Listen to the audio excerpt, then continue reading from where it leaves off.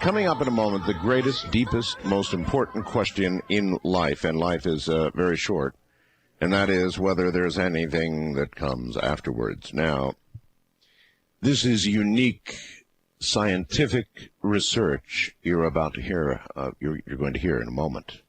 Dr. Schwartz is currently professor of psychology, medicine, neurology, psychiatry, and surgery. Director of the Human Energy Systems Lab and director of the Bioenergy Core of the Pediatric Alternative Medicine Center at the University of Arizona.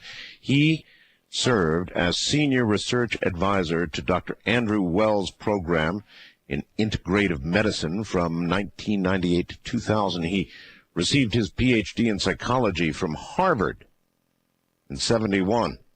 Served as assistant professor of psychology at Harvard 71 through 76, professor of psychology and psychiatry at Yale University, director of the Yale Psychophysiology Center, and co-director of the Yale Behavioral Medicine Clinic from 76 through 88. That's quite a pedigree. He's received many honors, including a Young Psychologist Award and Early Career Award for Distinguished Research, both from the American Psychological Association.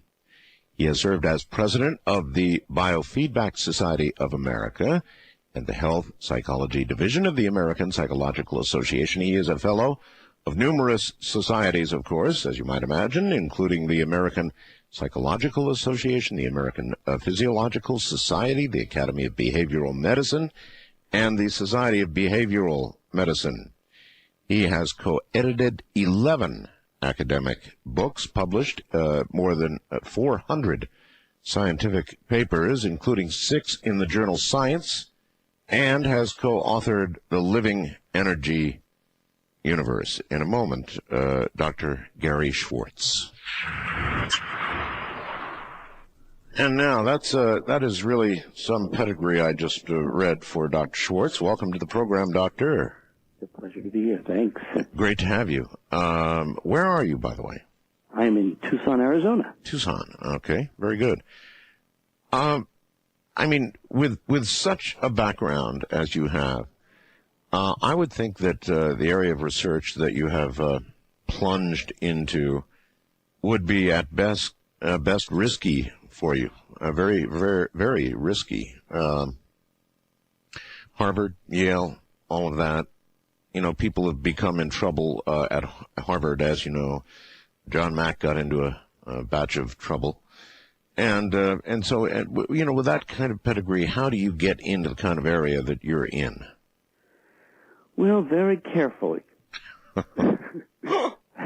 Because this is not the kind of area that is reinforced by your colleagues. Yeah.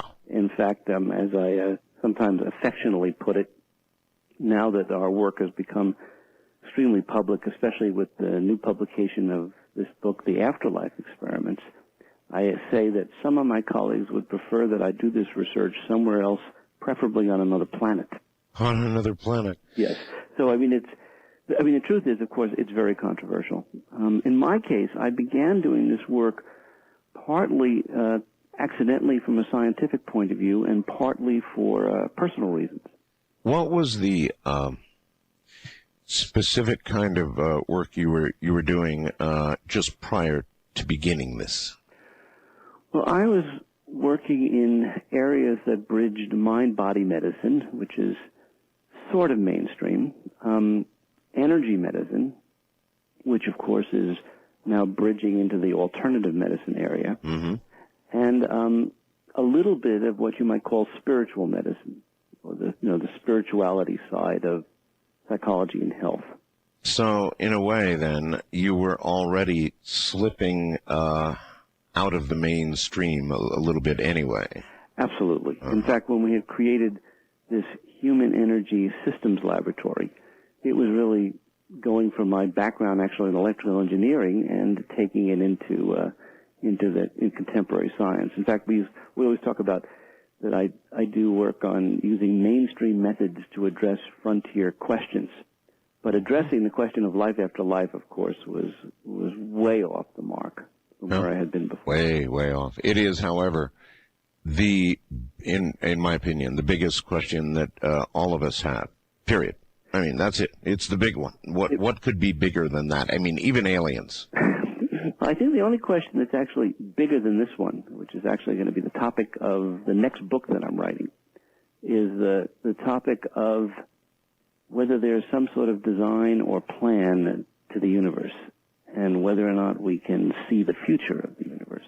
Which, by the way, though, if you survive, if consciousness in some form that we can recognize and talk about survives death, then I would think the answer to that question will be apparent at death.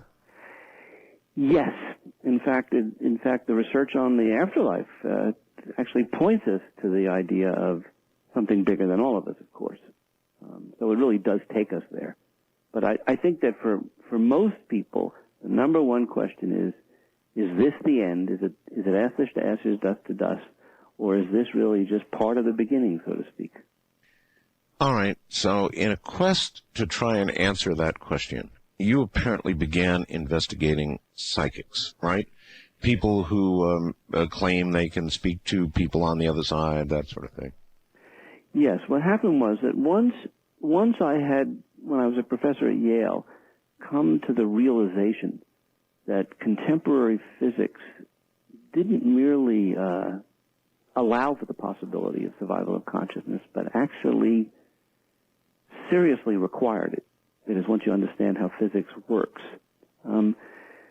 it then became justifiable to bring in some of these mediums, ultimately people like John Edward from the program Crossing Over, sure, to see whether or not what these people claimed that they were doing, they actually could do under laboratory conditions. All right, let me take you back just a step, because you said that physics, if you understand it, demands that there be an afterlife or that consciousness continue, and I'd be very interested to hear how you figure that. Okay. When we look at the starlight at night on a clear sky, yes, what we're actually seeing, and what physics tells us, is we're actually seeing a history of the starlight. In fact, this starlight may have traveled thousands or millions of years. Yeah, we're looking into time, actually. In other words, if something is 100 light years away, relatively very close, we are seeing, the light we're seeing is 100 years old. That's right. Yes. Mm-hmm. In fact, what astrophysics claims is that photons, going back to shortly after the, quote, Big Bang, if you believe that possibility, which are 12 billion years old, that those literal photons are present everywhere in the universe, including in your room where you're sitting, and my room where I'm sitting. We can measure those photons as what's called background radiation, and those photons are vibrating just as they were 12 billion years ago. In what scientific method do we understand that that is, in fact, what we are observing, that they are actually the remnant of the Big Bang? How do we really know that, by the way? Well, there's a lot of inference in order to do that. Uh-huh. You have to make certain assumptions about the nature of light, the frequencies that are observed, and the prevalence. And, so there's a lot of storytelling there. I see. So, put another way, we think it's the stuff of the Big Bang, but we don't know for we sure. cannot prove it. No. All right. However, but what we can know for sure is that the light from the distant stars that we're seeing has been traveling for thousands of millions of light years. All right. That we know. All right. And the interesting thing about that is that long after the star has, quote, died, mm-hmm. that energy and information is still there. Correct. The other thing that we know, and this is a fact, is that each and every one of us, we are emitting photons. And those photons are going into space. So, for example, spy satellites can see our images, right? Correct. Which means what? That our photons are going out into space. And I don't mean just the visible ones, but all the invisible ones, the infrared, the ultraviolet, the microwave, the X-rays, all of the energies that we record in our laboratory, all that information is streaming out and going into space like the light. Okay, so then in a sense, you could say once we're gone, we're not gone. We're just traveling on. That's right. Once we're gone, we're not gone. We're just eternally traveling on. That's beautifully put, but, poetry. Fine. We should remember that. Fine, but how does that translate to some coherent gathering of these photons that would represent something that we loosely call consciousness? Well, here's what neuroscience assumes, and it's an assumption. Neuroscience assumes that our brains are biological systems that allow us to see and hear and think and so on. Right? Right. That's yes. the normal assumption. Right. And whether we posit that the brain is creating these experiences or merely serving as an antenna and receiver for these experiences, which, by the way, our research speaks to very strongly, suggesting it's the latter rather than the former. But whether it's either one of those, the fact is that because we have this apparatus, we can do certain kinds of things. Now, what does physics tell us about the nature of matter? Matter is actually organized energy. In fact, as you know, matter is mostly empty space. Right. So all of the energy and information that is contained in our physical structure, which is constantly streaming into space, right, it does not lose any of its individuality. Otherwise, when we looked up at the sky at night, what we would see is just random noise. Well, that's an interesting theory. Or perhaps better than theory.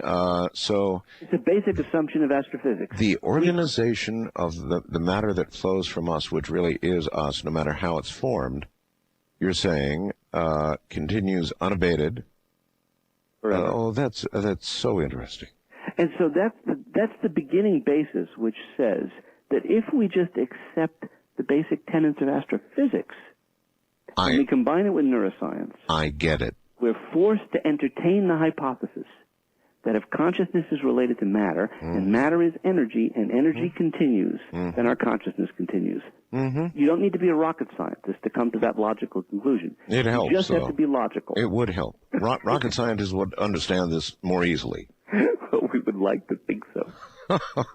But they have to be open-minded rocket scientists. I know that. Well, I'm not so sure about that. I mean, as you point out, this is consistent with the laws of physics that we understand. And if everything that is you continues to flow as it now flows, minus the physical body, and we know that to be true as the stars shine in the night sky, then so there is a continuance. Exactly. The way I put it is that the probability that our consciousness continues after we die is the same probability that the light from distant stars continues forever. Makes sense. Okay. That was the simplest way to describe a theoretical framework that said we should be open to the possibility. So, when skeptics say science says that this is impossible, these people don't understand simple physics. And or care to apply it to the emanations of a biological entity. Right. Which means that they're then being hypocritical about the nature of the physical theory. Well, that's a pretty doggone good jumping off point for an investigation. I can certainly see that. Right. So that's where it began. But that wasn't sufficient, by the way, for me to bring in these initially what I consider to be very strange folks, people who were talking to dead people. Yeah, I've seen John Edward. I know I have, interviewed, of course, many people like James von Prague and others who claim to do this. And I guess I must say I've always had a seed of doubt, a pretty strong seed of doubt about what they claim. However, it's closing in on me. I've been interviewing, for example, these people with electronic voice phenomena. Right. And it's pretty interesting stuff. And then now and then, of course, I do a ghost show, and when I do, I do a serious program, and the lines never, ever stop ringing. I mean, the number of people, it would be interesting to do a survey of some sort, maybe some national survey of how many people have had encounters with ghosts, people who have passed on. And the numbers, Doctor, are huge, absolutely huge. I bet they've never done a study like this. In fact, it would be wonderful to do, and I'm going to suggest this on the air. What? that you consider, maybe with me or with some group of people, using your audience as an initial sample to do that kind of study. You've got a website. You've got people who listen to you all the time. Mm-hmm. One could literally put on a website. I know, but you know what, though? What? You would get a disproportionate response from my audience. Oh, absolutely. I mean, in my mind, you've got to commission like a Roper survey or something like that and do it of the ultimately, you want to get a random sample. That's sure. Right. That's absolutely. Right. But I mean, even with my program, we get telephone reports of how many people try to reach a show, like when I'm doing an open line show on ghosts, and the numbers are in the hundreds of thousands. Wow. So a lot of American people across the world, of course, have had these encounters. I don't know what you want to call them. Messages, encounters, whatever they are. It's so common. I really would love to see a survey. Well, I think someday it's going to happen, maybe sooner rather than later. You see, what's interesting is that the research that I report in this new book, The Afterlife Experiment, this research is so definitive that it now requires us to be open to the idea that observations like ghosts and so on are probably not all just hallucinations or people's misperceptions. Oh, no. That quite the contrary. Yes. These are real phenomena, and that we've got to come to understand them. What do you think the implications are of the ability of an entity, a consciousness on what we call the other side or on this long journey, somehow either still being present in some manner here or reaching back from where they are to manifest themselves here? Mm-hmm. Is that consistent with the physics? Absolutely. It is? Absolutely consistent with the physics. And what you have to do in order to make it consistent is to integrate the physics with what's called systems science. And what systems science is, simply put, is the analysis of what are called feedback loops. And all physical systems, whether they're atoms or molecules or cells or organs or people or planetary systems, galaxies, it doesn't matter. Whatever the scope of the system is, the components are connected with each other. All right. On that note, hold it. We'll pick up right here when we get back.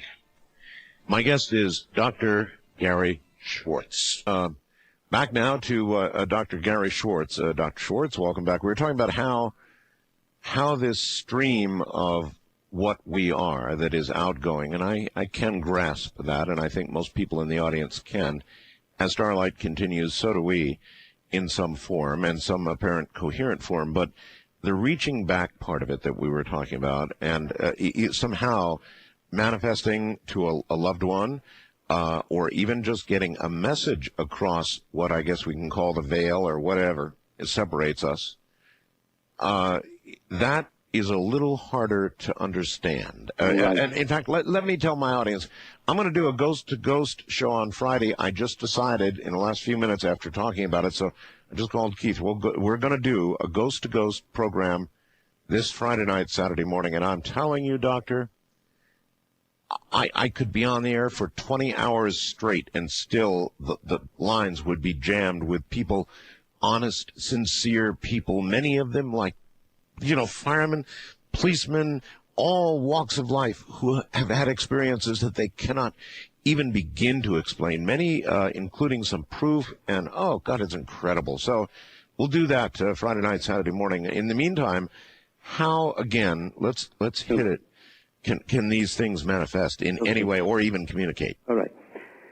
Once you understand what I'm about to explain to you about how feedback in a system works, it will be as clear to you about how the past circulates in the present as the story that I told you about the light from distant stars. Mm-hmm. But so we just have to talk for a couple of minutes here.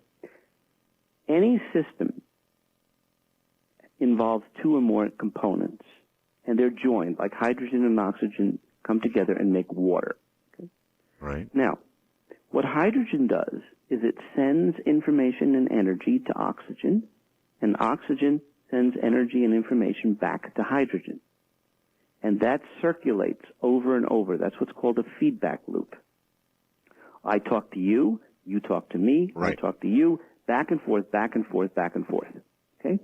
Now, when you analyze what's circulating in this loop, what you realize is what returns to a given component is actually a history of what it sent out.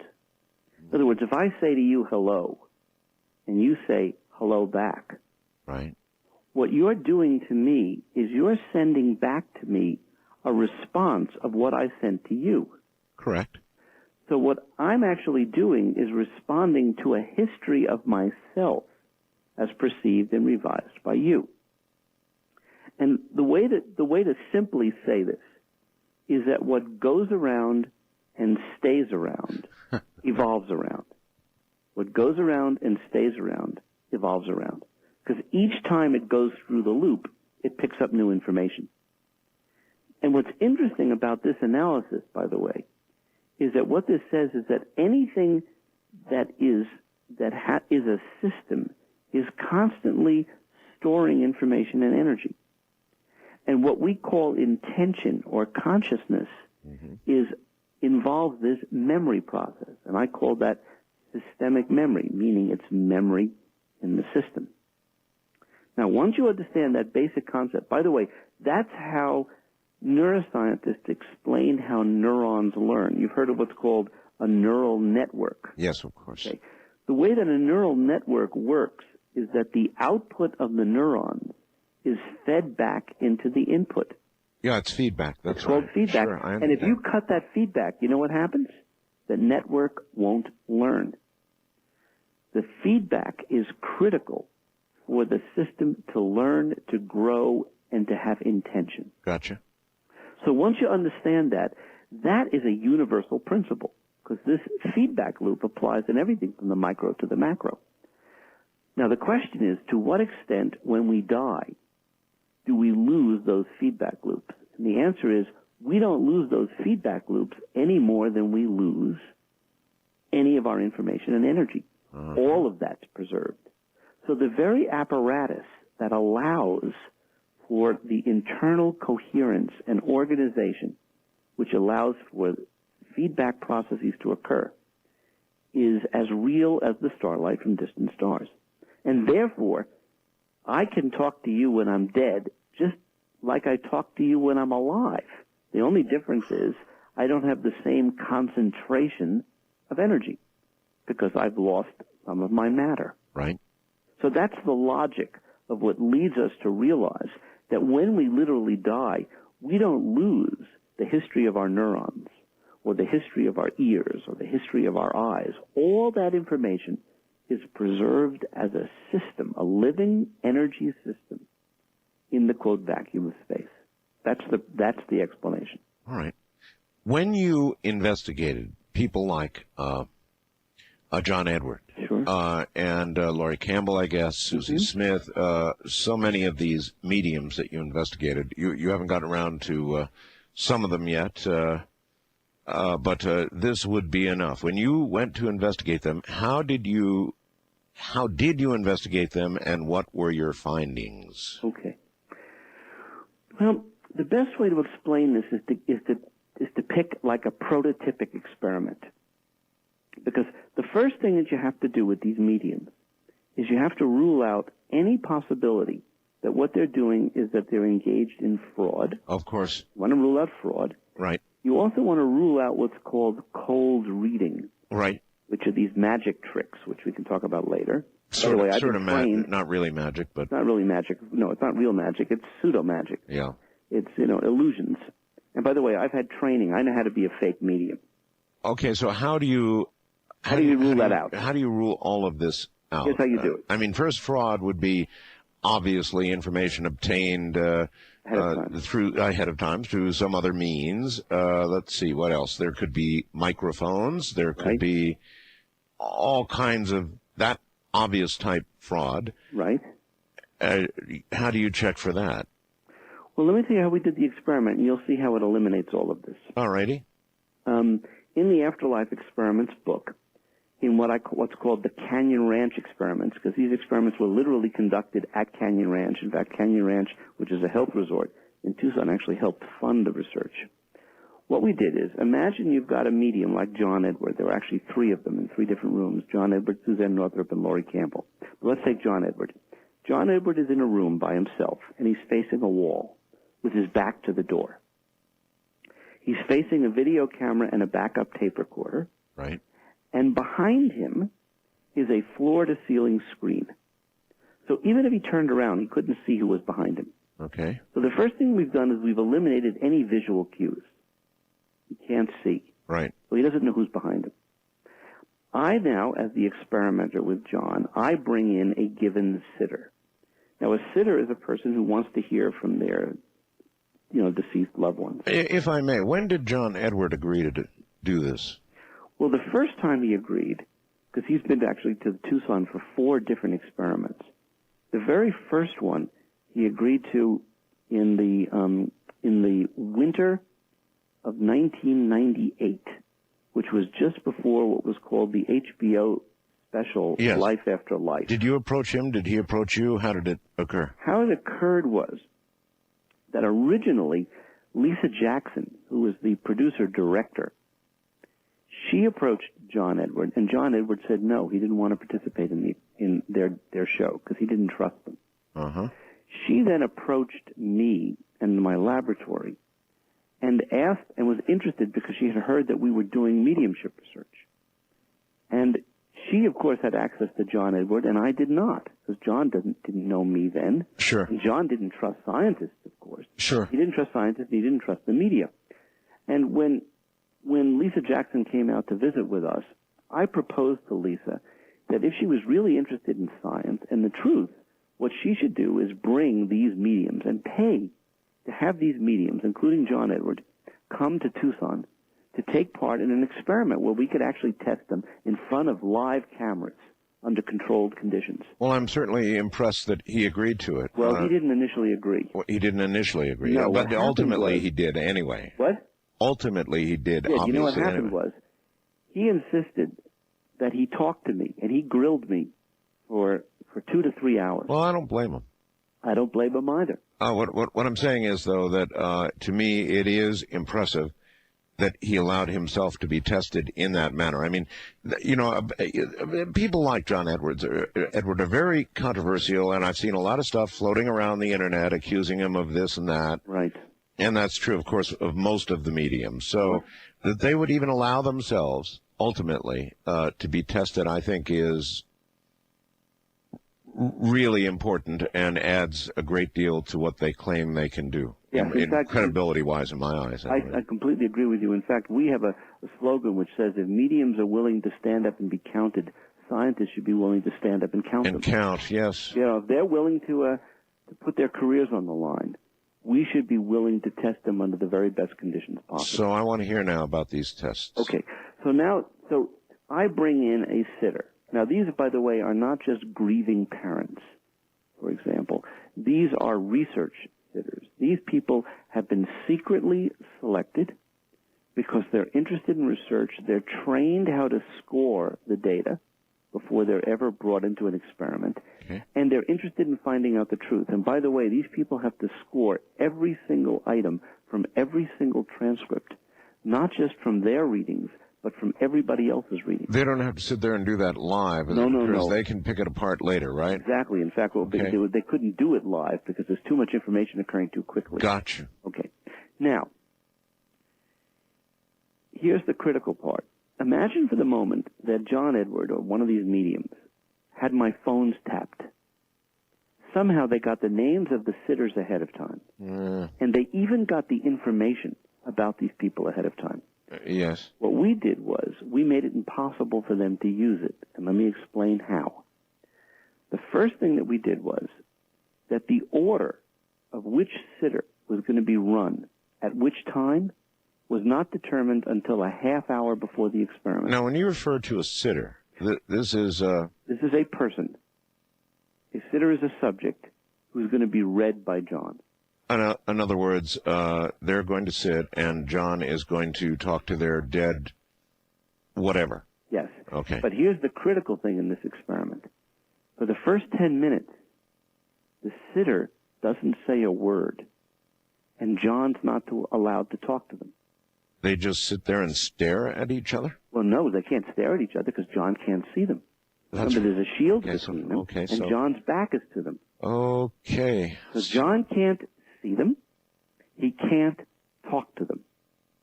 And that eliminates any possibility of fraud. Okay. And it eliminates any possibility of cold reading because they're not getting any feedback. They're not getting any cues. Even small facial expressions or tics or little responses to something John might say, all of that is eliminated because gone. John can't see them. John's back is to them, and there's a shield between them. Gotcha. So what we've done is eliminated all the normal cues and all the possibility for fraud. Okay. Okay? Now, the question is, to what extent can John get specific information, initials, names, causes of death, historical facts, personal descriptions of people's personalities and temperament, right? Information that can be independently confirmed right. by other living relatives and friends. Hear, hear. That is specific to the individual behind him, and he doesn't know who that person is. Right. That's the number one question. And much to my absolute amazement, because I was an agnostic when I came into this work, much to my amazement, they can do it, and they can do it in spades. And I'll give you lots of examples and stories of data that just are breathtaking with the kinds of findings that they do. Now, what was it like running these controlled experiments and having it dawn on you that this was real? Oh, boy, it was amazing. Because, first of all, in this kind of work, you have to be prepared for surprises. Well, yes. I mean, Louis Pasteur used to say that great discoveries are accidents observed by prepared minds. And I was continually floored. In fact, during the HBO experiment, which was the first time that I saw people like John Edward and Suzanne Northrop and George Anderson work, literally side by side with me, the way I explain it is my jaw dropped about 50 times during the day. My jaw was so tired at the end of the day from witnessing things that I could not believe. And what happened was, after experiment after experiment of witnessing this stuff under ever more controlled conditions, the way I put it is, I was finally, quote, pushed off the fence by the data. Yeah. And then you know what happened the next morning? I'd climb back up the fence. I know. I know the feeling. On this program, so many times, I have really been pushed over the fence, particularly on this topic. And then I, too, withdraw a little bit back from it again and reinstitute my doubts, and then inevitably I'll get pushed over again. It's a constant. You be pushed off, you climb back up. I wonder why that happens. I mean, is it some sort of something in the mind that just refuses to believe what it is presented with if it's too outside our frame of reference, or what? Well, I think it's more than that. Let me tell you have you heard of what's called PTSD, which is post-traumatic stress disorder? Yes, I know about it, yes. Okay. Well, I believe that I, and I think you, and many others suffer from what I call a PESD, which is a post-education stress disorder. Okay. Here's what happened to me. Yes. I was brought up to believe that there's the Easter Bunny, there's Santa Claus, and there's survival of consciousness after death. Mm-hmm. And I was taught that this idea is stupid, that it is wrong, that it is impossible, that it can't be true. And I was a good student. Remember, I went to good schools. I went to Harvard. I was a professor at Yale and so on. So I learned this stuff really well. Then what happens when all of a sudden you start seeing data, and the data is inconsistent with what you've been conditioned over and over to believe. Mm-hmm. I'm sort of like Pavlov's dog salivating to the bell. Right. I've been so conditioned to believe it's impossible that now when I see information that says not only is it possible, but it's actually happening, I find it just very hard to believe because I have to get over it. In fact, I describe myself now as a recovering agnostic because I have to recover from the prior training that I've had, which is that all of this can't be true. And so you withdraw even from the reality of your own experiments. Yes, in fact, people ask me, they say, Gary, what do you believe? And I say it's not what's important, what I believe, it's what I know. And what I know, and what I present in the Afterlife Experiments book, is that these experiments are real. The data are real. They're replicated. I have no question that these experiments are real.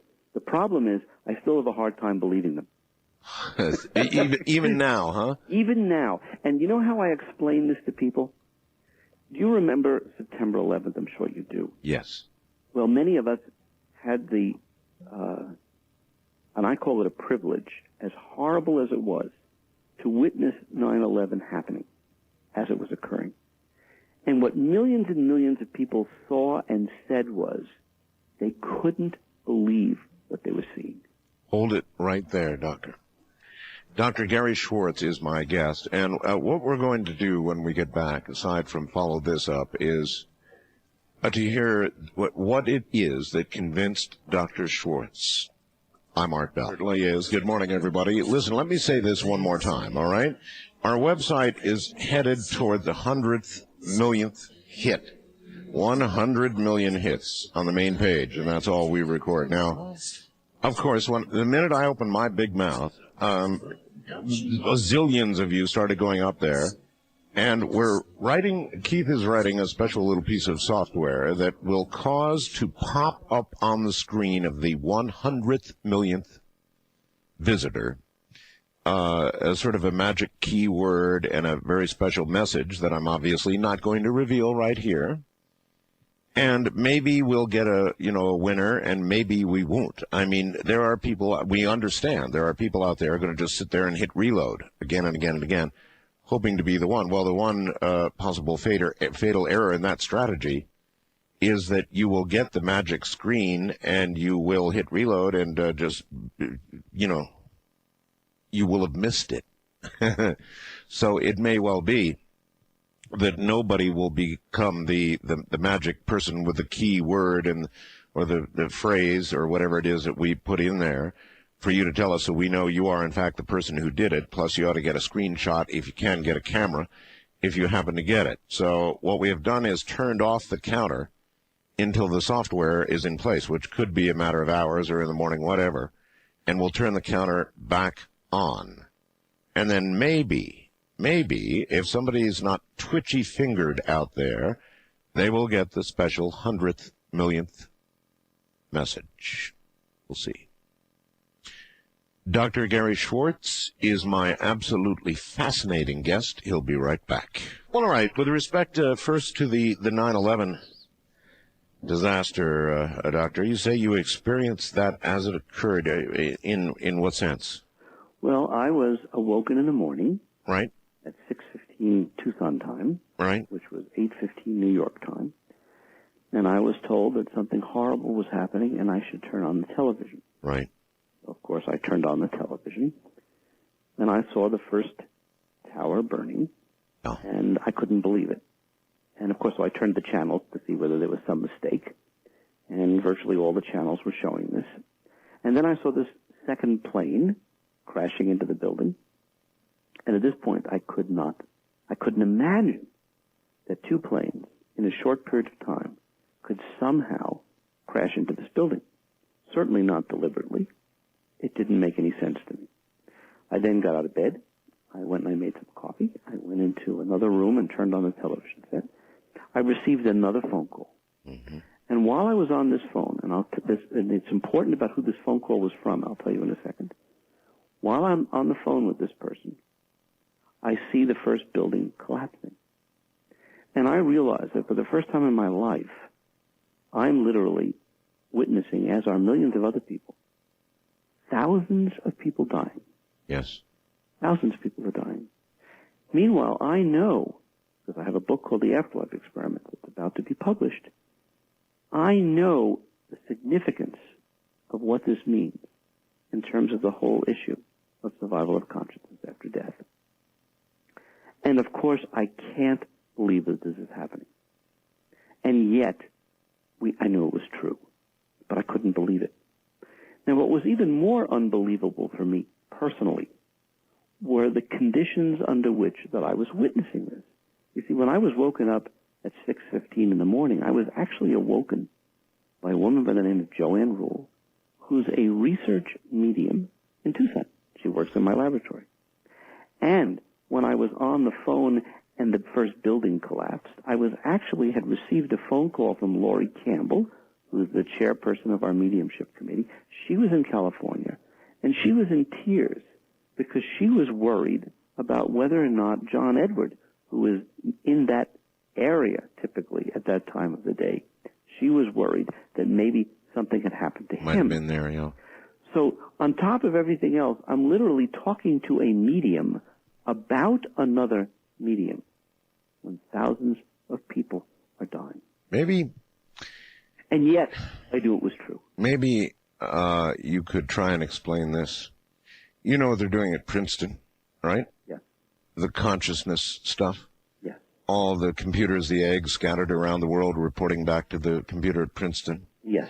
Did you see the graphs, Professor, of the 9/11 event? Yes. And did you see them begin to go off the chart 4 hours prior to the event itself and then for hours after the event itself? These are a random number of computers reporting back, really, they believe, monitoring consciousness, the mass consciousness out there, and the fact that they started to go off the graph 4 hours prior to the event is so incredibly intriguing and mind-boggling in what it suggests about space and time and all kinds of things that I just wonder how you reacted to all of that.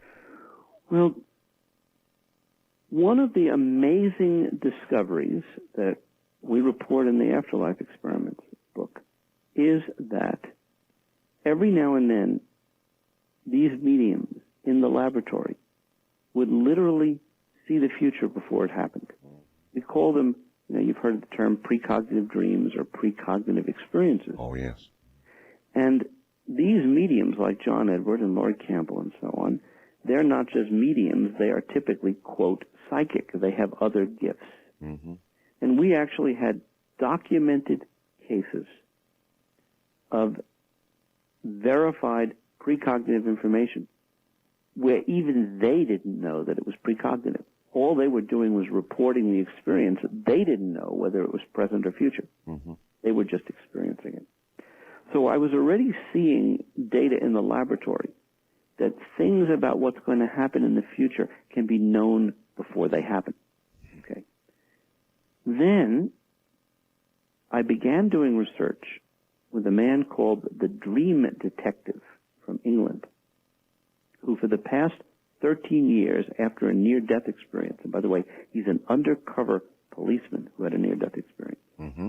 he began recognizing that when he would be going to sleep at night, he'd be having dreams not only about bombings and other terrorist activities that had taken place, but more remarkably, about terrorist activity that was going to happen in the future. In fact, in his dreams, the way he reports it is that very often he will get information from deceased policemen in his dreams, telling him about events that are going to happen in the future. Still on the job. Still on the job, It gives new meaning to the work. The sort of phrase, our work is never done. All right, I really would like to know the results of the experiments. In other words, what dropped your jaw? Tell me and tell everybody, because we weren't there. We've heard how the experiments were controlled. I really want to hear what you got. Okay. Let me give you an example. And this is one of my favorite examples. Sure. And this was a turning point. Okay. And by the way, I've now done this. I've described this particular experiment, these findings, to over 7,000 people. So I'll give you the results of what they reported. And your audience can even try this as we go along. Okay. It's sitter number 3, the third sitter in the Canyon Ranch experiment, the one that I told you about. And John says, first of all, he says, during the sitter silent period, he says, I'm sensing that the person has a deceased grandmother. Well, if you ask people how many of you have a deceased grandmother, almost everybody raises their hand. Most. So that's not terribly meaningful. Right. Even though it's true, maybe true. Then he says, and the grandmother is showing me that she really loved the sitter. Yeah, Most still. grandmothers really love their sitter. Okay, so that doesn't count. And then he says, the grandmother is showing me that she brought daisies to the wedding. He says, daisies to the wedding? Now you're cooking. Yes. When I've asked people how many people's grandparents brought daisies to the wedding, 3 people out of approximately 7,000 have said that their grandmothers brought daisies to the wedding. Right. That's why I say you're cooking. Yes. And that would stand the hair up on the back of my neck right away. And in this particular case, you haven't heard anything yet. In this particular case, it turned out that for this sitter's grandmother, she literally wove the daisies into her daughter's hair, so it was meaningful. Oh my. Then John says, he says, the grandmother is showing me that she had 2 dogs, 2 large poodles, in fact, a black poodle and a white poodle, and the white poodle tore up the house.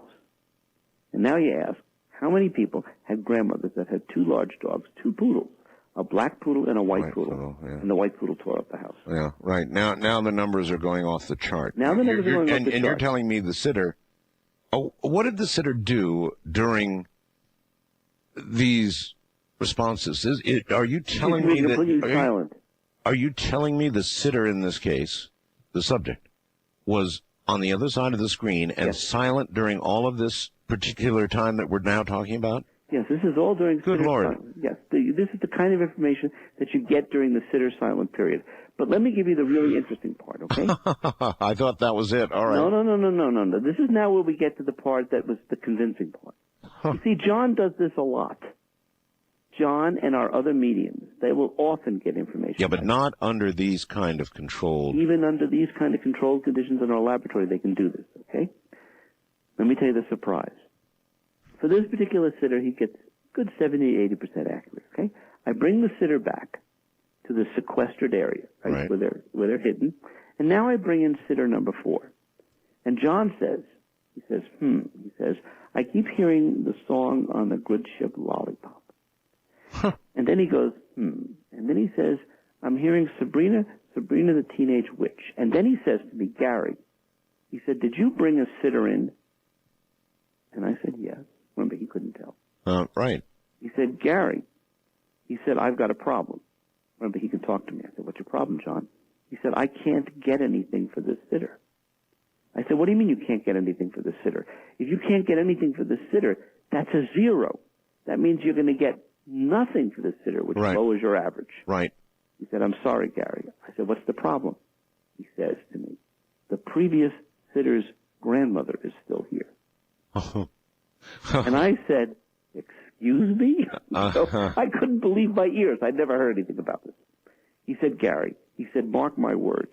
He said, I'm going to tell you that you will find that this particular sitter is currently waiting to see another medium. Just remember, there were 5 sitters. There were only 3 mediums. So at any one point in time, 2 sitters were waiting. He said, this grandmother is here because she wants to give the sitter more information. And then he said something I couldn't verify. He said, and I think the grandmother likes me. I thought that was cute. Okay, so I said, okay, you get a 0, all right? I bring sitter number 4 back. Who's waiting, just like John said, but sitter number 3. So I sit down next to sitter number 3, and I said, can I ask you a couple of questions? And she said, sure. And I said, does the good ship Lollipop mean anything to you? And the sitter broke into tears. What? The reason was, when she had been a little girl, she had curly brown hair. She used to sing and dance, and she used to sing Shirley Temple songs for her grandmother. Now, she did not remember if she had actually sung on the good ship Lollipop. She had to call her mother to confirm that. Now, you want to guess what the sitter's name was? Sabrina. Oh, my God, really? Yes, and when she had been a teenager, some kids had teased her. And guess who she went to for solace? That grandmother. Holy mackerel. That kind of data, you see, is just more than jaw-dropping. Yeah, it's more than jaw-dropping. You must have even gone back on yourself and said, no, he has to have gotten this information some other... Exactly. I mean, because the alternative is to be thrust into the belief that what you just tested is real. Yes, in fact, one of the things that I did after we did all of these sets of experiments, before we started, actually we're doing now long-distance experiments over the telephone. So we're eliminating olfactory cues and everything else, and we're doing double-blind studies and the like. I convened 7 of the world's best-known psychic magicians. These are the fake people, the people who cheat all the time. Right. I flew them into Los Angeles. I showed them all the videotapes, these different experiments. And I asked them if there was any way that they could imagine cheating and faking under the conditions of these experiments. Oh. And none of them could do it. They all said, every one last one of them, that if they were put under the conditions of these experiments, their tricks wouldn't work. Now, some of them said that maybe if I gave them a year or two, they might be able to figure something out and practice something. But at the present time, under those conditions, I cannot imagine what that would be. And they couldn't imagine it either. And you know what I told them? I said, listen, I said, when the mediums tell me that they can do something, I don't take their word for it. I say, you come into the laboratory and show me. I said, if a subset of you think that in a year or two you might be able to figure out something to do, you think it's possible, I'm not going to take your word for it. You're going to have to come in and show me that you can do this. Okay? The truth is, nobody knows how they could fake under these conditions. And that's why the experiments described in the Afterlife Experiments book force us to really entertain the idea that something real is going on, at least with this select group of mediums. Do you have any overall numbers as a result of those experiments? Well, the average accuracy of the percent accuracy of perfect hits that were scored as a +3, from -3 to +3, where +3 is a perfect hit. Right. If you allow the readings to be sort of normal, and what I mean by sort of normal is that you allow the mediums to ask yes or no questions. Mm-hmm. Their average accuracy, if you can believe this, is over 80%. Over 80%? Over 80%. If you make it stringent, in other words, if you make it to the point where they're not allowed to ask any questions, it's completely blind, then the accuracy drops down to about 50%. Still, when you're dealing with... You know what chance would be? Yeah, when you're dealing with specific things... would be for names and initials and everything, it's going to be less than 5%. The numbers would be off the chart. Yeah, the p-values are in the billions or trillions in terms of this occurring by chance. I bet. So, oh my. So, once you've done enough of these studies, what happens is I ended up surrendering to the data. I finally said, I give up. I give up. Yeah. Something's going on. All right, hold it right there. That's a good place to hold it, actually. I've got to gather my thoughts together. The odds of that, of course, as he said, millions or trillions for individual data under either one of the conditions described. All of this would seem to support, with absolute proof, the existence of consciousness following death. That's no trivial matter, to be sure. I'm Art Bell. It's interesting. I'm getting fast blasted by Ham, who said, listen for me on 7225, 40-meter band. Well, tell you what I'll do.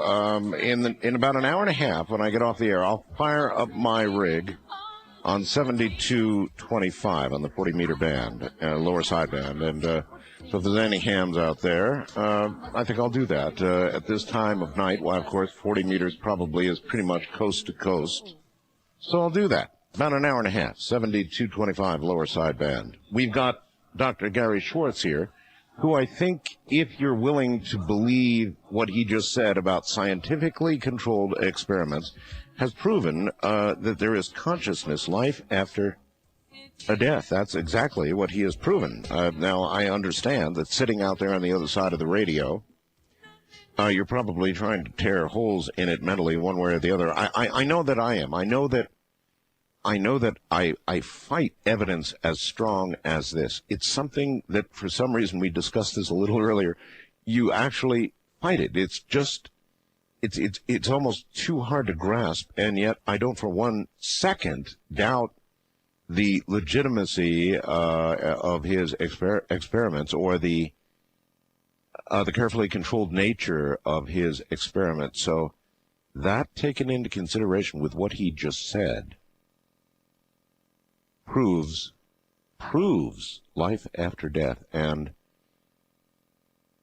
like the song about suicide bringing on many changes, that brings on many questions, and I've got a few in a moment. Well, there is one other really, really, really important question for Dr. Schwartz, and that is that I believe that what you have proven is life after death, with one possible caveat. And that, of course, is, how do we know that the medium is not, and this would be really its own astounding story, but how do we know the medium is not either essentially remote viewing, A, or B, reading the mind of the sitter? Wonderful question. Absolutely wonderful question. So let's say for the moment that we've ruled out convincingly these conventional explanations. Correct, yes. I think you have done that, yes. Right, okay. That's where we get to other research. And let me give you one more study that's described in one of the last chapters of the Afterlife experiments, and is also discussed in a new book by George Dalzell called Messages, because George is a psychiatric social worker who subsequently became a medium. Okay. Now let me describe the experiment, and then I'll describe to you the finding that makes it virtually impossible to explain as being telepathy, mind reading of the sitter. Okay. Here's the experiment. The medium is Laurie Campbell. She's located in Tucson, because I flew her to Tucson. Okay? Right. The sitter is located in Los Angeles. The sitter is George Dalzell. And George is in Los Angeles, and George is completely silent during the early phase of the reading. Okay? So we're now doing it long distance. What does the medium, how did you control this experiment, and what did the medium know about the sitter? The medium knew nothing about the sitter. Nothing? The medium didn't know where the sitter was in the country. Or who? There were multiple sitters. Yes, it's all controlled, just like all the other studies. All right. Okay? What we've done is just now made it long distance. Sure. Okay? And what's interesting about this particular sitter and experiment was that during the course of the reading, Laurie received 4 pieces of information, specific pieces of information, that the sitter did not know. So remember, she's doing a reading long distance. Mm-hmm. She doesn't know where in the country the sitter is. Right. She's getting information about the deceased loved ones of the sitter, and she includes 4 pieces of information which later, upon questioning, the sitter himself doesn't know. And he then has to make other phone calls, including to Europe. In order to confirm? In order to confirm the information that Laurie has obtained. That would do it. Right. That would do it. All right, so was the initial reason for this experiment, this long-distance experiment, to determine if distance was any factor at all? Yes. It was. Part of the reason was... But you ended up with unintended consequences. Yes, and again, it's just a surprise. Remember I told you, great discoveries are accidents observed by prepared minds. Yes, indeed. I did not anticipate that Laurie would get not just a piece of information, but 4 specific pieces of information in a given reading. Would you care to say how specific? Sure, let me give you an example. She received information about the deceased best friend of the sitter, where she was shown, supposedly, by the deceased, that on the way home from in Europe, she didn't know where in Europe, from some major city going to the country, that on the way to his country house, there was this church, an old monastery-like church on the right-hand side of the road along a river. Now, George did not know that there was any church or old monastery along the right-hand side of the road. So what he did was he called the parents of this man who died. They lived in Germany. And asked the parents, was there such a church? And it turned out that not only was there such and is there such an old monastery, but 2 weeks before the experiment, they had held a memorial service in that church for their deceased son. Mm-hmm. You want to hear another specific one? Sure. Another deceased person who was among the list of deceased that George was hoping would come through was a man by the name of Jerry. And Laurie correctly obtained information that there was a man by the name of Jerry, that he was deceased, that he had been an alcoholic, but that he was changing his ways just before he died. And in the course of the reading, Laurie described that Jerry had spent some time on the East Coast in Brooklyn drunk. Now, George did not know that his friend Jerry had ever been in Brooklyn, so what he did was called one of Jerry's friends, and lo and behold discovered that for apparently, I think it was 2 years, Jerry had lived in Brooklyn and had been an alcoholic in Brooklyn. Okay, sold. Now, I mean, I don't know what else you can say. Sold. All right. You know, if I were you, and I'm not, once I had come to that strong a threshold, right, I would then, I think, begin to want to know something about the nature of the other side. I mean, there are questions now that pop up all over the place, like, well, what was it like to die? What immediately occurred to you when you died? Are you in a different place now than you were then? Are others with you? Are you in an environment? What kind of an environment are you in? And on and on and on. Once I had achieved the threshold that you achieved, those are the kinds of questions I would begin to ask. Did you? The answer is we are just now beginning to ask them. Because remember, I am a conservative scientist. I've got to be clobbered over the head before I am willing to give in and give up. Yes. And say, okay, there's enough. Now we can go on and ask other questions. So these set of experiments described in the Afterlife Experiments book is there an afterlife? One of the next questions is, what is the afterlife like? Now what's interesting about this is that the methods that we've developed, these single-blind and double-blind methods, right, allow us to now ask questions about what's the afterlife like in a way that we can confirm it scientifically, as opposed to just getting, the medium's stories. Well, I don't know how you're going to confirm it. I mean, if somebody says, look, it's great up here, there's McDonald's and Burger King and we live in nice neighborhoods and blah, blah, blah, or we're floating around on clouds with wings, or how are you going to confirm now, whatever? Let me explain how we do this. And again, I must admit it's a little clever. You ready? Imagine for the moment, and all of this is true, that we have a team of mediums, okay? A team. Yes. Multiple mediums. And what we do is we have multiple mediums independently read a given sitter. And remember, they don't know who the sitter is. Gotcha. So they're blind to the sitter. All reading the same They're all reading the same sitter. Okay. But their task is now not simply to verify the existence of a deceased person, but to get specific information from this specific deceased person about what is their life like in the afterlife. Yeah, in the afterlife, yes. And now, to the extent that the mediums obtain replicable information, independently verified across mediums, that is specific to the life of a particular deceased person, you then have strong scientific support for some sort of... I'm with you. You got it? Yeah, of course I've got it. But nevertheless, having come to the threshold that you have come to with people like John Edward and others, inevitably you've heard some things about what life is like, or what existence is like, yes, or consciousness, yes, is like on the other side. And once you believe them at one level, then I would like to at least know what you've heard so far. I understand these are not controlled experiments yielding results, but what have you heard, Doctor?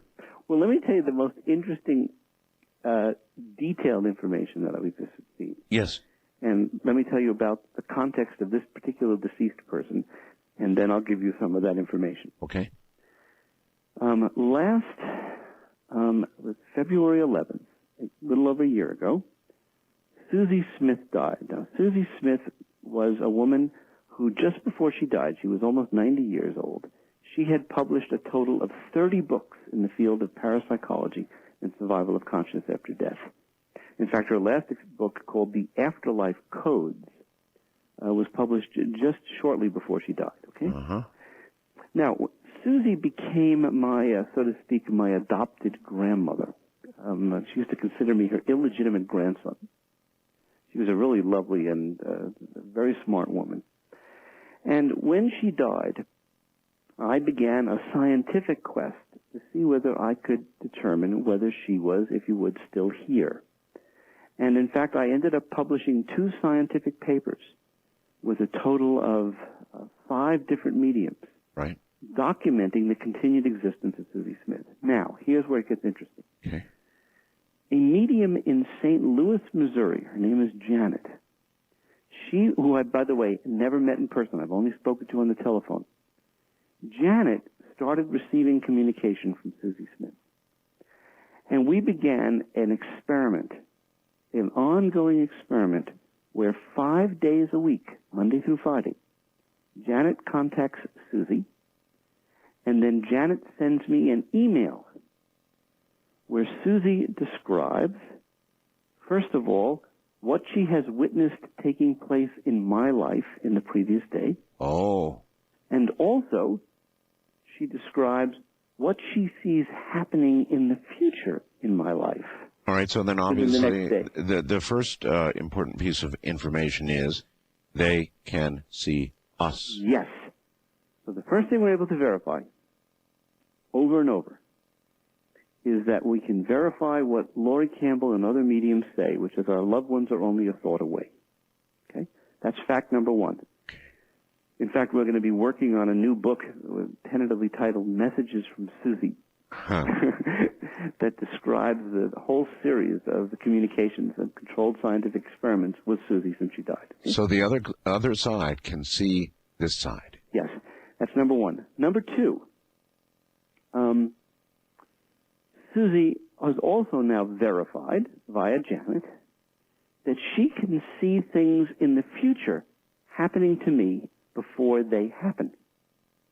So now we are to imagine that from the other side, they see our linear time progression as a person from 10,000 feet would see a road and a car traveling along a road and everything that it was about to encounter.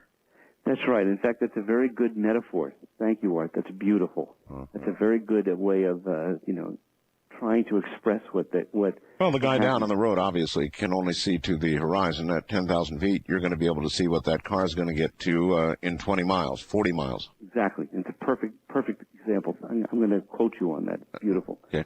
So that's the second thing that we have. Now, the third thing that we have is data indicating that Susie can bring to Janet deceased people that I don't know, who can then be independently verified by their relatives. So, for example, and this, I'll just give you an example. This just happened 2 days ago. Are you ready for this?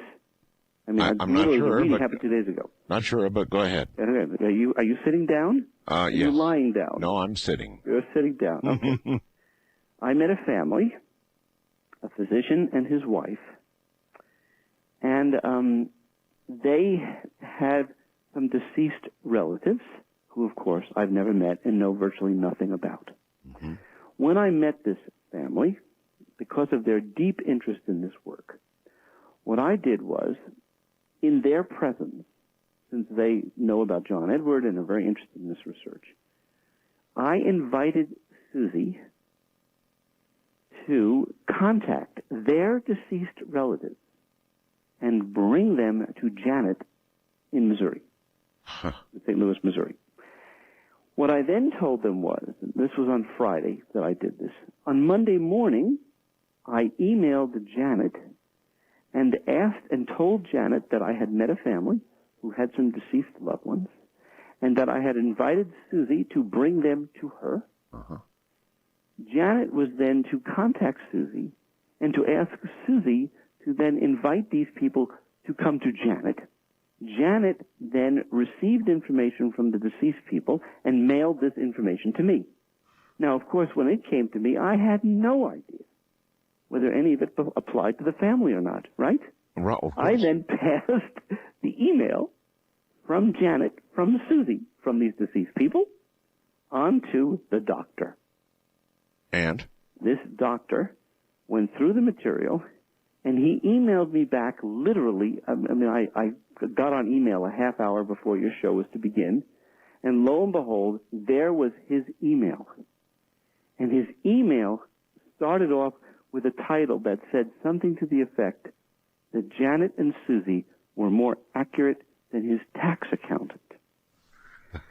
And he went out to describe all the information that Janet had written in her email that precisely described his father, his deceased father, and other details about their deceased relatives.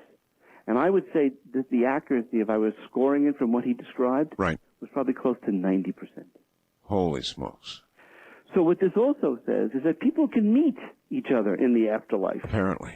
Right? That they can have relationships in the afterlife. Wow. And distance is no object. Distance is no object. Time is no object. Time is no object. And apparently, I don't know what we are to imagine about the nature of the other side. If they can see us, and we cannot generally or normally, under normal circumstances, see them, then we must imagine some sort of one-way mirror, or something like a one-way mirror, or they have so many more abilities to see us than we do them. Right. Much more of a struggle for us to see them. Yes, because we're more limited than they are. And let me give you, again, a simple explanation for how to understand this. I know that you've had on your show various people who have talked about near-death, out-of-body experiences. Absolutely. And you know that when people have these near-death experiences, they experience light, a bright light. A bright light. Oh, hold it right there. We're at the top of the hour. We have no choice. A bright light into the light. I'm Art Bell. Dr. Gary Schwartz is my guest, and that's where we're all going, into the light. Don't touch that dial. It is indeed my guest, is the remarkable Dr. Gary Schwartz. And what he has said tonight, I don't know how you're going to digest what he said tonight. Maybe we'll find out before the hour's over. Certainly we'll take some calls. I've got a couple of more things that I want to ask the good doctor, and then we will go to calls. Stay right where you are. All right, back now to Dr. Gary Schwartz. Doctor, a couple of other things that I would like to run by you. One is an obvious question, and I wonder if anybody has been asked, and that is, of course, everybody wants to know if you have detected in any of the sessions, experiments, or asked or become aware that there is a creator, a God, whether any specific religion seems to be ever mentioned, or whether the whole notion of a creator is not something that has even been broached in the experiments. That's a great question. What's interesting is that, at least in terms of what people spontaneously tell us from the other side, if you would, in other words, the kinds of things that come through in these 1 or 2 hour readings, I can't think of a single reading where any spontaneous conversation about either religion or God was communicated. Now, that doesn't mean that if we ask deceased people about what is your experience of a God process, or have you seen any angels, or how have your perceptions of religion changed as a Right. result of your experience, Right. that we wouldn't get answers to those questions. It's just that, believe it or not, it has never, to my knowledge, Come up? spontaneously come up in these readings. Isn't that interesting? Yeah, that is extremely interesting, yes. Extremely interesting. And the answer could be that you have not yet asked the question specifically, Right. or made that part of the experiment, or, well, gosh, I'll leave it to everybody's imagination. Look, I was watching Larry King, I don't know, seems months ago now, and on Larry King, I think it was Sylvia Brown, and I'm going to have Sylvia back myself pretty soon, and I hope I'm not wrong about that, but I think it was Sylvia Brown. And Larry King was going to conduct some experiments. Actually, he had the less than fully amazing Randy on with her, is my recollection, and they really kind of got into it. I thought she did comported herself very well in the face of what Randy was spewing out, but I never found out the results of those experiments, and I know that I guess Larry is not the only one doing this. Rosie O'Donnell is doing something along these lines, and you've got a lot to say about all of this. What? I ended up. I said I know you've got a lot to say about all of Yes. this, and I wonder what it is. Okay. Well, first of all, the experiment that Randy described on the Larry King show, Mm-hmm. if I could be so blunt as to say this, is one of the poorest designed and most inadequate experiments that one could design to test the hypothesis. Because although most readers wouldn't remember this, and they're also not scientists, most people who watch the program, what James Randi was proposing was that a single sitter be read by Sylvia Brown, and then the single sitter would make a single rating, just an overall global rating, about how this information related to them. And then, in addition, this information would be given to other people to rate on some simple, single global measure. Okay. And based on that one reading and that one global measure, they would conclude whether she was a good medium or not. That's tantamount to asking Michael Jordan to shoot one basket and then making a decision about whether he's a superstar or not. I mean, it's so ridiculous. It's so embarrassing. What? Do you recall how the experiment came out? They didn't do the experiment as far as I know. Well, I know they had set it up to do it. Well, they talked about it on television. And never did it. To the best of my knowledge, it was never conducted. Well, you're right. That certainly wouldn't have been anywhere near the class of experiments that you have done. Right. Maybe you should be on Larry King. Well, it's very interesting about that because, Larry King, a year ago, had a program where he had a group of mediums, which included John Edward, James Van Praagh, and Sylvia Brown, and some skeptics, including Leon Jarrett. And he had written an article in New York, in Time magazine, essentially accusing John Edward of being a fraud. And John Edward, on this program, I was not on the program. They, by the way, just conveniently didn't have any scientists on the program. John Edward pointed out that he could not have been engaged in fraud. In fact, that he had conducted 3 experiments at that time at the University of Arizona. And Leon Jarrett made the following comment on national television. Referring to your experiment. Referring to me personally. Yeah. Okay. He said, Dr. Schwartz. He said, Dr. Schwartz believes in the tooth fairy, levitation, UFOs, and the tooth fairy. In fact, he repeated the tooth fairy twice. He said, Dr. Schwartz is not a credible scientist. And that was the end of the discussion about the science. Oh, really? Now, when that happened, various people called me the next day, were infuriated, and said that I should actually have a lawsuit. This is slander, because it's based on no fact, and of course it's completely derogatory.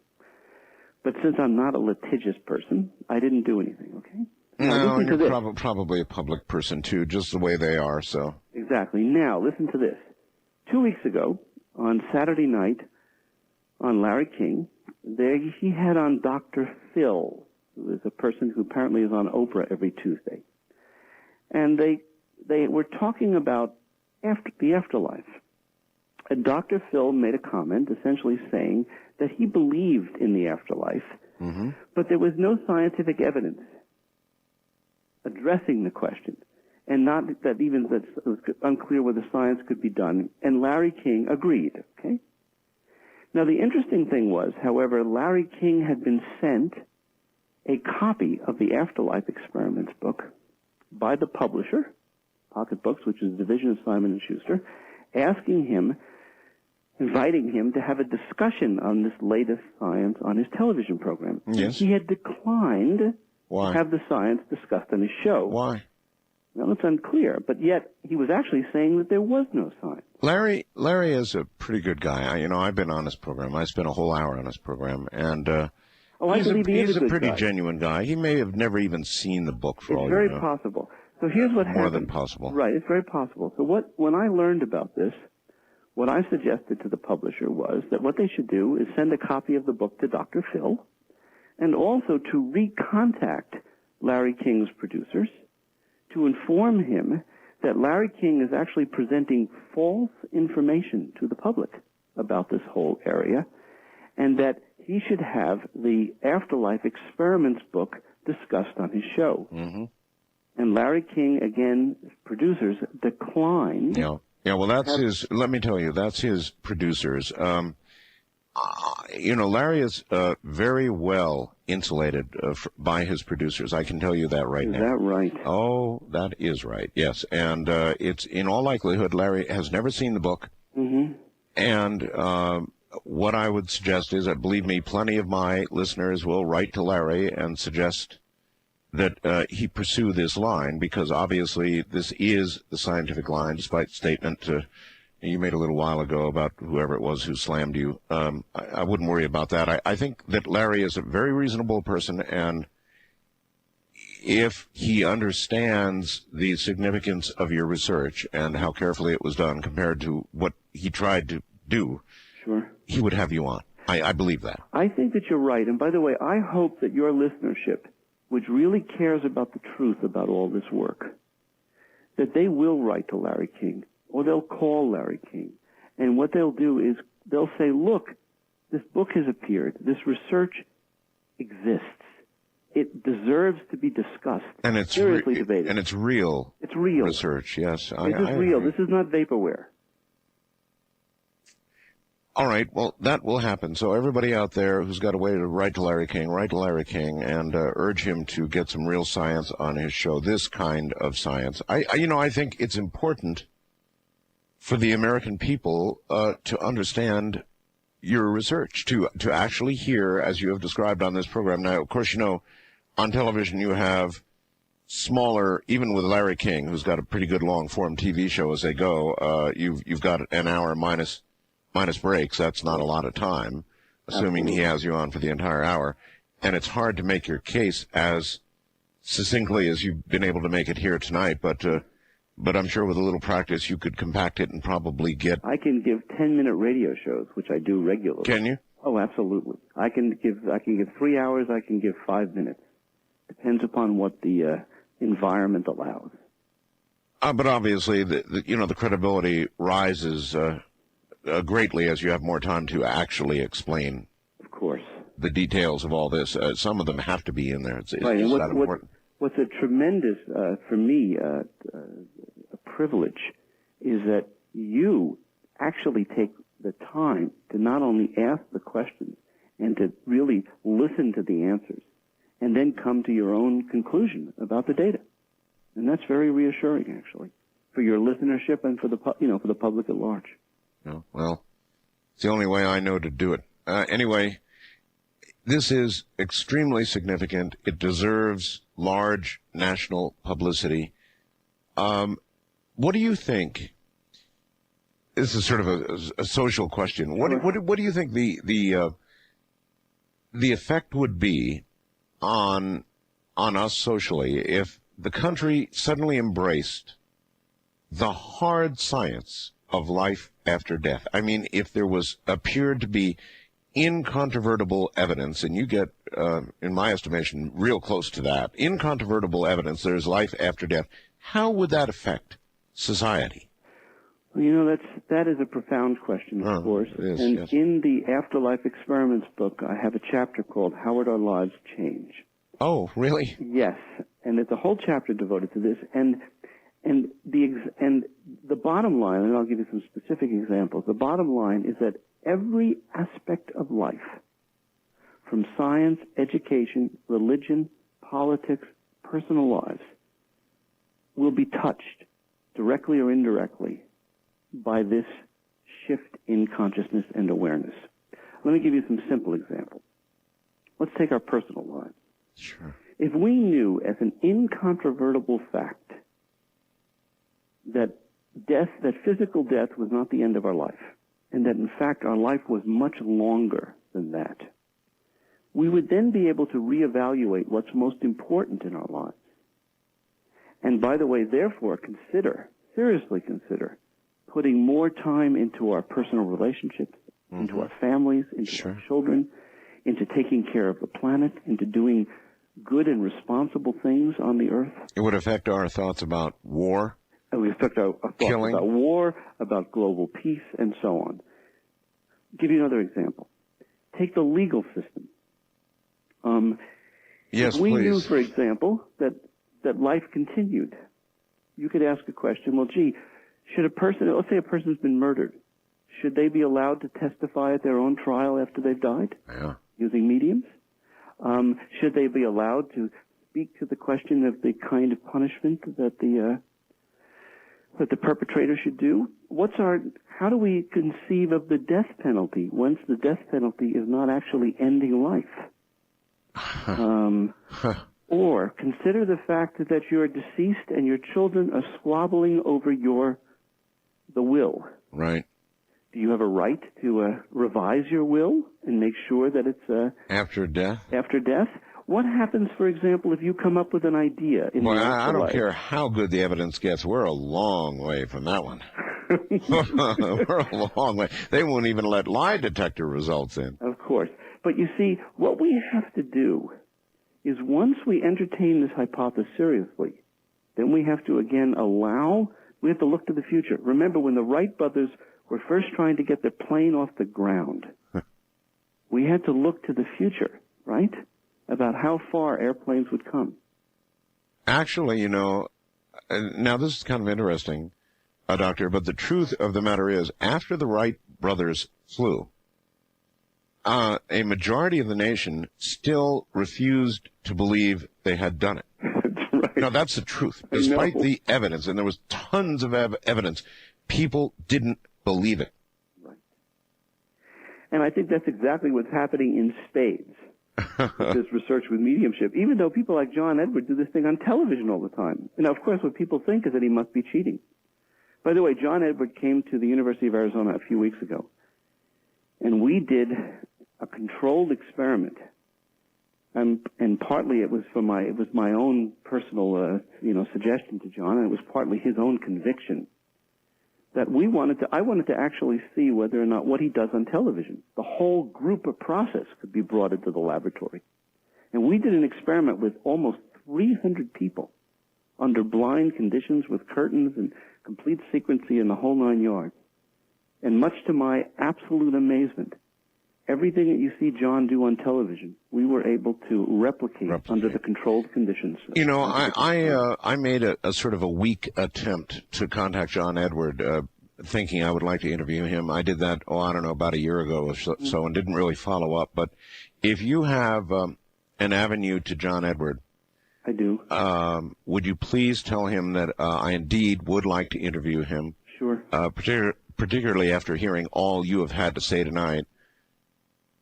I really think I would like to speak with him on the air, and I think he would be a great interviewee for you, and I will certainly strongly suggest that he contact you. All right. done. Doctor, stay right there. We're going to go to the phones with Dr. Gary Schwartz in just a moment. I'm Art Bell. Would be the ride, I guess, at the end of your life, wouldn't it? Dr. Gary Schwartz is my guest. And some of the information presented tonight should be very challenging, even to the biggest of skeptics out there. In a moment, we'll go to the phones. Actually, simulates the sound of a modem connecting quite well. All right, Dr. Gary Schwartz is here, and we're about to go to the phones. Anything else you'd like to get in, Doctor, before we do? I think the only thing that I would say is that the most important thing about this work ultimately all relates to the topic of love. Because the final motivation that connects people, both here and there, love, is love. And that's what the mediums all claim. They all claim that our loved ones are only a thought away. They all claim that all of us, by the way, have the capability to develop these kinds of skills to various degrees, which, of course, is also something that can be addressed in future research. In other words, mediumship is not exclusive to the ones that, you know, the names that roll off our lips like John Edward and so on. Exactly. In fact, the metaphor that I use is that all of us can play basketball. We can all learn to make shots. Very few of us are going to be Michael Jordan, but most of us can learn to play the game. All right, here we go. First-time caller line, you're on the air with Dr. Schwartz. Hello. Yes, Art. A couple of things there. Number one, it's a pleasure and an honor to speak with you. Thank you. I've listened to you for about 3 years and tried, I don't know how many times to get in. I never could. I'm out here in a big truck, and you and I have traveled hundreds of thousands of miles together here. Well, here we are, so fire away. Yeah, and Dr. Schwartz, pleasure to talk to you, too. Pleasure to talk to you. Has anything ever come up on one other thing? You filled a void now. I've always felt like there's got to be something more than just this, and you really provided something for me tonight. You never know how much. But has anything come up about the possibility of reincarnation? Okay, let's tackle that. Thank you. Reincarnation. Wonderful question. Here's what's sort of novel about the implications of the discoveries that we've made. You see, if our energy is like the light from distant stars, yes, and it continues forever, then it's improbable that one could take all of that energy and squeeze it back into a single cell. So therefore, the idea that we could take all of our consciousness and put it back into a single cell is improbable. What is more probable is that what we can do is, with our consciousness, seed new cells, as opposed to simply completely reincarnating. Mm-hmm. So rather than it being the question of reincarnation versus survival of consciousness, we come to an interesting idea of the possibility of reincarnation plus survival of consciousness. And that's actually consistent with some of the most ancient visions of religion, about how, for example, in Christianity, how Christ could still be alive and well, if you would, and simultaneously be seeding or living yes, in millions of people simultaneously. Well, millions would claim he is, so. Exactly. Anyway, onward. Wildcard line, you're on the air with Dr. Gary Schwartz. Hi. How are you? Okay, sir. Where are you? I'm in Houston, Texas. Okay. And, you know, it's really interesting, and I believe that destiny is one, and that's what we're talking about. And as far as your consciousness, in July 17th, 1997, I asked an observation telescope to look at a certain point of light. And I did that because I had a back surgery and I had lost my memory. And I used my computer, and I figured maybe I can look back and capture some known points in time and come back. And ironically, rather than look at past lives or contacting with people, the principle of being able to have space and time together and being able to have known points in time, I actually used, believe it or not, the Hubble telescope. And I did that through Stephen Hawking. And last couple August ago, he ended up with severe bruises and a really, really bad situation. And I was tackling a problem on a computer, basically trying to take disorder into order, and I figured maybe I could help myself recall and remember. And I actually took points and place and time on July 17th, 1997, and asked for a known points, and then I predicted it slightly out into the future, and it gave a curve. And the anthropic principle of being able to take a memory and a space and your being, if you can... How did you associate that with a specific point of light, as a matter of curiosity? I took the most distant point of light that was the best known point of light, which is a point called 133247. It's the most distant part of the galaxy. That we can see? Well, that the Hubble telescope could see. Gotcha. And what I did is, as an example, I deal in technologies and... we don't have a lot of time here. I understand, but what I did is I picked colors of the spectrum that were slow enough to be able to predict, and I put known points in time to see where those happened, and believe it or not, it came through a constellation of Capella through Hercules, and ended up getting me in contact with a person that you had interviewed, Howard Jones and James Wilkie. And what that had done is I ended up being in contact with someone that affected my life. And all right, I think I've got it. Doctor, it might fit into this whole, everybody now that I talk to almost is talking about this concept of non-locality. Right. That everything is connected virtually in one sense or another to everything else, which I think is sort of what you're saying too, and that information derived from remote viewers, maybe from people like this, maybe from Mr. Edward, exists everywhere. I mean, virtually is available to everyone everywhere. It's like some giant pool of cosmic information.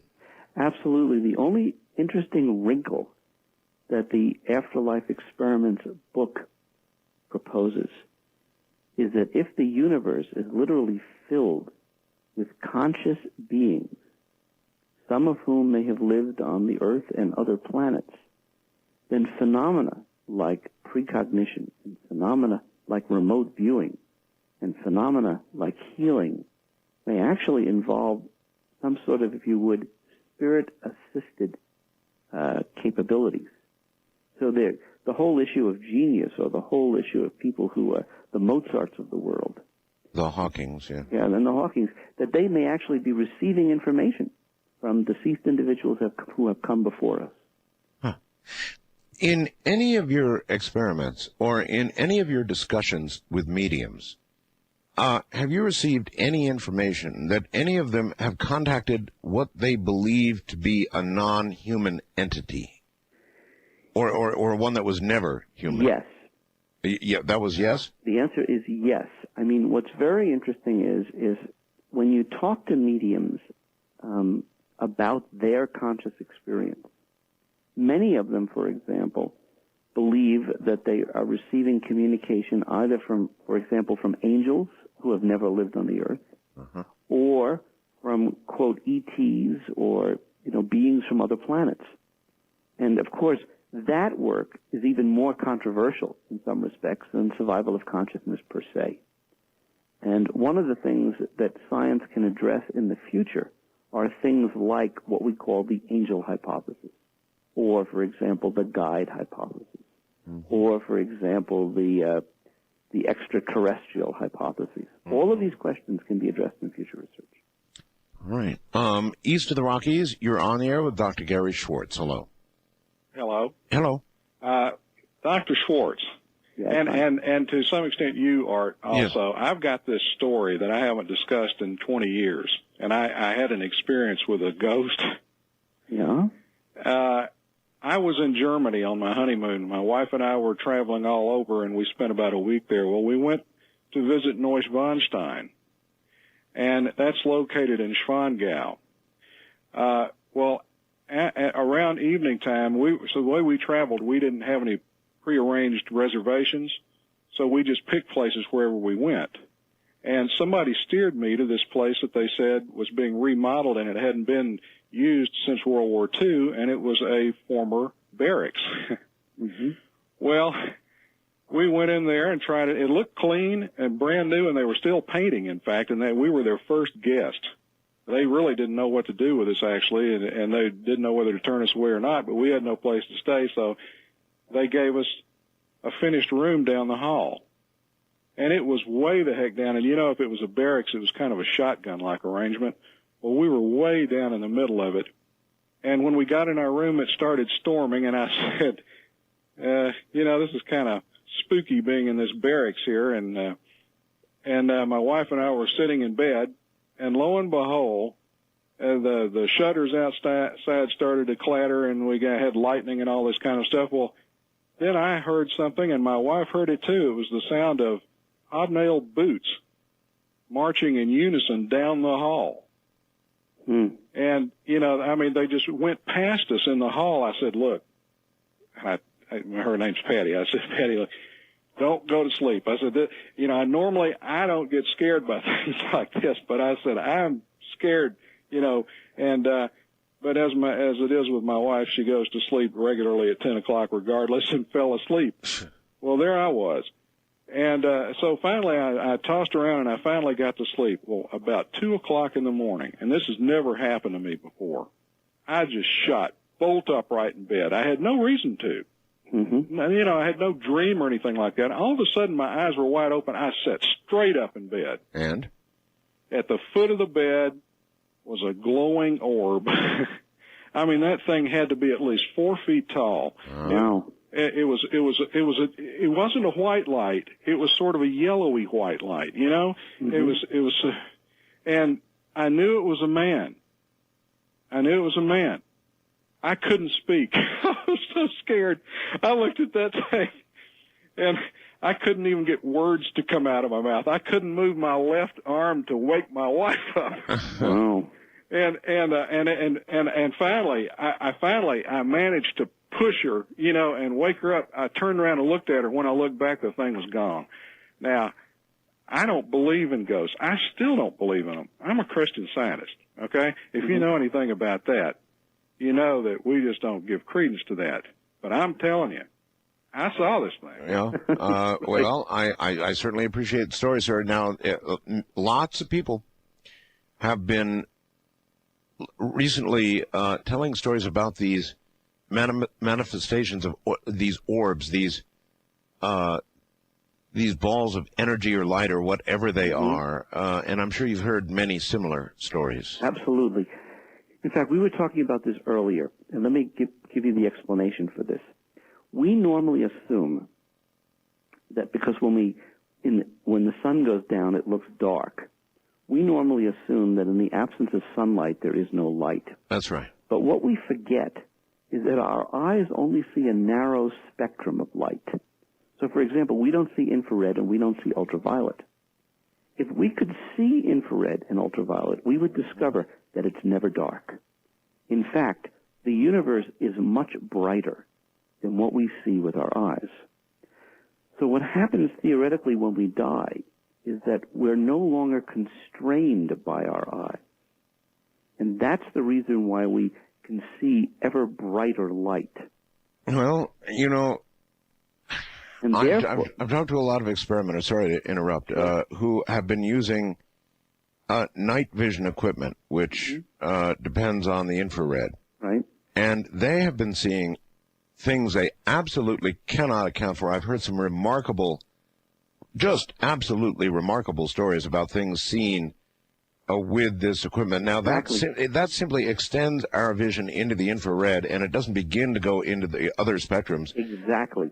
So once we become aware that most of the light that exists in the universe we cannot see with our naked eyes, we immediately begin to recognize all of this possibility. And that's what I'm trying to convey, is that there's a very good reason to say that these, quote, ghost phenomena are real. The problem is that we get so scared by them. I mean, put yourself in the shoes of a dead person. You want to reveal yourself, but whenever you do, you frighten the people you're trying to communicate with. That's right. Very frustrating. You have 2 books. I want to be sure and get, the plugs in. You've got The Afterlife Experiments, right, the one that we've been talking about tonight. Breakthrough Scientific Evidence of Life After Death. Good, hard science. and then, of course, the Living Energy Universe, your first book. Mm-hmm. So Afterlife Experiments is available now on Amazon.com, through my website, however you want to get there. And I guess it's sort of a longer, more detailed, very specific version of what people heard to some degree tonight. That's correct. However, what's important is that the book was co-written by a professional writer who speaks in plain English. And we have all these transcripts, and we tell the story behind the story. And so what happens is that it brings all of this to light and to life. And the book was written for whether you're a believer or an agnostic or a skeptic. It's written in a way that literally anyone who has an interest in the discovery process and the adventure of exploration can enjoy this kind of thing. And I wrote this with the hope that anybody who was interested in this topic, that it would be accessible, that it would be fun, it would at least be entertaining, if not challenging in terms of raising our consciousness about all this work. Well, I hope a lot of people go grab it up. Wildcard line, not a lot of time, but you're on the air with Dr. Schwartz. Hello. Hi, Art. This is the first time I've called you, so I'm a little bit nervous. I've had a question I've been wanting to ask you, and this guest just seemed to be the perfect time to ask it. Go right ahead. Kind of toss this out. As far as like when you cross over or whatever, I believe like the internet has a lot of energy and stuff behind it, and then like you have a lot of energy in yourself, and when you cross over, do you think there's any way that someone from the other side or whatever you want to call it could communicate through the internet now or something like that? Oh, kind of a dumb question, but you know. No. That is not a dumb question, Doctor. I've talked to I don't know how many people who have said the internet is a developing ultimate neural network of its own. Right. I would say that it is completely plausible that deceased individuals are going to be able to activate all of this technology, particularly as we design it in such a way where we allow them to receive it. And so one of the things that we're doing is we're actually developing a new technology, drawing on internet phenomena and audio phenomena and light phenomena, taking advantage of the latest technology, but designing it in such a way where, quote, spirits can activate the technology. Well, that's all we need. The dead on the internet. That's right. It's already clogged enough. Well, we have a motto in the lab. You know what the motto is? And my students sometimes laugh at me about it. It's semi-humorous, which is, it's going to get worse before it gets even worse. Doing these kind of experiments must be fun. I guess the only way that you can be reimbursed in any way at all at this point in your career is by doing what you have done, and that is writing books, correct? That's correct. In fact, there's no way to raise money for this kind of research. Precisely. The NIH doesn't support it, NSF doesn't support it, private foundations even don't support it. So save for a few anonymous donors, we and the mediums have paid this virtually all out of pocket. Got to do it yourself. It's do-it-yourself research. Well, I can't tell you how I want to thank you for being here tonight. We will do another program, I'm sure, soon. Your information is absolutely astounding. Well, thank you so much for having me. You are the ideal person to discuss this material, let me tell you. Take care, my friend. You too, man. Good night. All right, as I promised, I'm going to go get on the 40-meter amateur band, and I'm going to be near 72.25, actually more like 72.23 or whatever I can find that's, clear, close to that point. So in about 5 minutes, I'm going to be on the 40-meter band as requested by somebody who fast blasted me about an hour ago. So, again, 40-meter band, lower sideband, 72.23 or somewhere in there, somewhere where there's a clear frequency, close to that, you will hear me. My call letters, by the way, my ham call is W6OBB, Whiskey 6 Ocean Bravo Bravo. With that, from the high desert, unless you're a ham or a shortwave listener, good night.